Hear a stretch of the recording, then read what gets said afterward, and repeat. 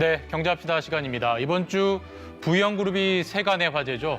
직원이 자녀 한 명을 낳으면 1억 원씩 주기로 했기 때문인데 개별 기업 차원에선 전에 없던 출산 장려책인데 액수도 액수지만 지급 방식도 눈길을 끌고 있습니다. 부영그룹은 1억 출산 장려금을 어제 일괄 지급했습니다. 2021년 이후에 태어난 직원 자녀 70명 명의의 통장에 70억 원이 입금됐습니다. 그런데 예상 외의 변수가 생겼습니다. 세금 문제입니다. 예를 들어 연봉 8천만 원인 직원이 장려금 1억 원을 급여로 받게 되면 소득세율 38% 구간까지 걸리게 됩니다. 최고 2, 3천만 원 정도가 소득세로 나갈 수 있는 겁니다. 부영 측은 그래서 출산 장려금 면세 제도를 제안했습니다. 개인이나 법인이 3년 동안 1억 원까지 출산 장려금을 주면 받은 쪽도 주는 쪽도 면세해주자는 겁니다. 다만 정부와 사전에 논의된 내용이 아니어서 당장 세법 개정까지 가긴 어려운 상황입니다. 그렇게 되면 부영 측은 1억 원을 급여가 아닌 증여로 처리할 방침입니다. 증여세율은 1억 원까지는 10%, 장려금 1억 원 중 1천만 원만 납세하면 됩니다. 다른 기업이 따라하기 쉽지 않은 파격적 지원책인 터라 전에 없던 세금 고민까지 던져주고 있습니다. 초격차, 메모리 반도체에서 삼성전자를 상징하는 단어입니다. 정보 저장용 반도체만큼은 감히 넘볼 수 없는 격차를 유지해왔는데 최근 상황이 급변하고 있습니다. 메모리 중에서도 핵심인 D램에서 거의 턱 밑까지 쫓기고 있습니다. 거센 추격자는 SK 하이닉스입니다. D램 점유율 통계를 보겠습니다. 지난해 1분기 두 기업의 격차는 18%포인트를 넘었지만 3분기엔 4%포인트대까지 좁혀졌습니다. 2013년 이후 최소 격차입니다. 삼성전자는 D램은 1992년, 메모리 반도체는 1993년부터 쭉 부동의 1위, 쫓긴다는 압박감이 상당할 수밖에 없습니다.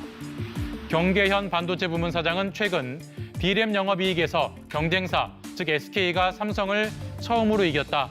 자존심을 되찾아야 하는 시점이라고 말했습니다. 초격차를 흔드는 건 HBM입니다.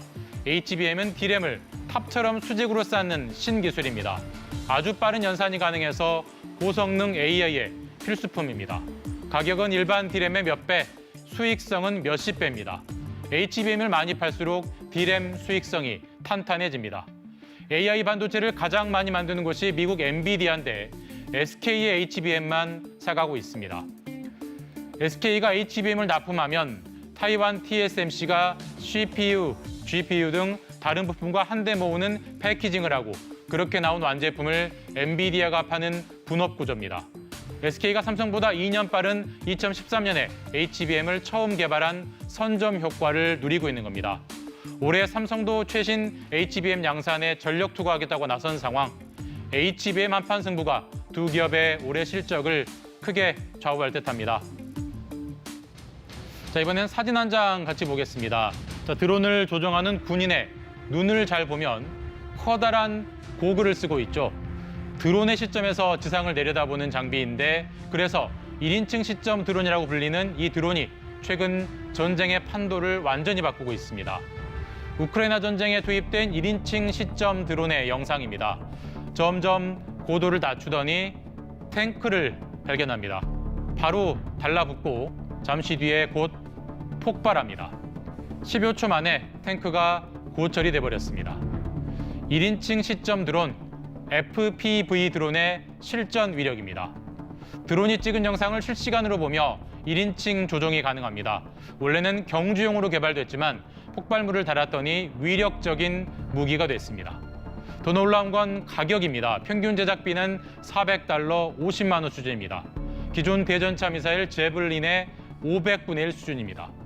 아군 피해 전혀 없이 습격할 수 있어서 우크라이나, 러시아 양쪽 모두 집중 투입하고 있습니다. 15명 정도인 한 개 전투팀 중 드론 조종사가 대여섯 명일 정도입니다. Ворожих дронів. Благо, у нас досвіду більше, літаємо краще, літаємо далі, ніж вони. Але вони теж швидко вчуться. 지난해 10월 하마스가 이스라엘을 처음 공격할 때도 최근 미군 3명이 숨진 요르단 내 미군 기지 기습 때도 최선봉은 초저가 드론이었습니다. 드론 없는 전쟁은 이제 점점 생각하기 어려워지고 있습니다. 지금까지 경제합시다였습니다.